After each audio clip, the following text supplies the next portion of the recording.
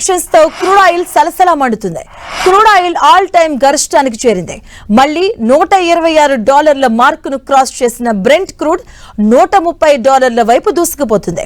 2022 తర్వాత $120 మార్కును Brent crude cross చేయడం ఇదే తొలిసారి. ఇరాన్ ఓడరేవులపై నావికాదళ దిగ్బంధనం కొనసాగుతుందని ట్రంప్ ప్రకటించడం, అలాగే ఇరాన్ అణ్వాయుధ తయారీని ఆపే వరకు దిగ్బంధనం ఉంటుందని ట్రంప్ స్పష్టం చేయడంతో చమురు ధరలకు రెక్కలొచ్చాయి. అమెరికాలో క్రూడ్ ఆయిల్ నిల్వలు తగ్గిపోయినట్లుగా పలు నివేదికలు రావడంతో క్రూడ్ ఆయిల్ ధరలు పెరిగాయి.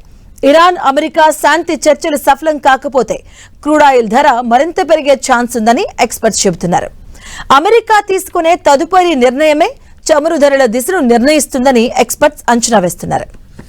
ఇక ప్రపంచ చమురు సరఫరాలో అత్యంత కీలకమైన హార్మోజ్ జలసంధి నుంచి రవాణా నిలిచిపోవడం చమురు సరఫరా కొరతకు దారితీసింది.